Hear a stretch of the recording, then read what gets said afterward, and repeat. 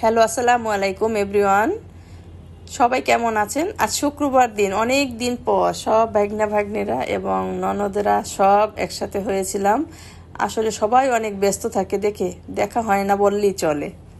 সবাই আসবে উপলক্ষে আজকে অনেক কিছুই রান্না করেছিলাম। রান্নার ফাঁকে ফাঁকে সবার সঙ্গে অনেক আড্ডাও চলছিল। কদিন ধরেই প্রচণ্ড গরম পড়ছে। আমার গলার অবস্থা ভালো না, ঠান্ডা লেগে একদম গলা ভেঙে গেছে। আপনারা শুনেই বুঝতে পারছেন বাচ্চারা গরমে অতিষ্ঠ, তাই ওদেরকে একটু আইসক্রিম দিতেছি। মেহমান আসা উপলক্ষে আজকে আমি রান্না করেছিলাম করলা ভাজি, মুরগির রোস্ট, পোলাও। রোস্টের রেসিপিটা আমি অন্য একটা ভিডিওতে শেয়ার করে দিব। এখানে আপাতত আমি কিছু ক্লিপ শেয়ার করেছি। এছাড়াও রান্না করেছিলাম গরুর মাংস আলু দিয়ে। আলু দিয়ে গরুর মাংস খেতে কার কার ভালো লাগে? আমার বাসায় সবাই গরুর মাংসের সাথে আলু খুব পছন্দ করে। রান্না প্রায় শেষের দিকে, এখন নামাজ পড়ে সবাই বাসায় এসে পড়েছে।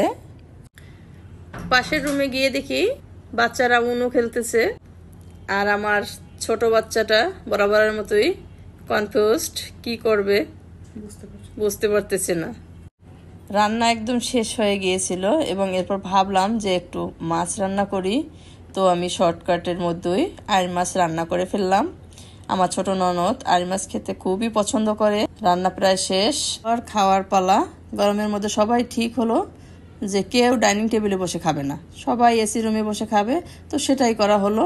এরপরে আর তেমন কোনো ক্লিপ নেওয়া হয়নি। এটা ছিল আজকের আমাদের শুক্রবারের দিন।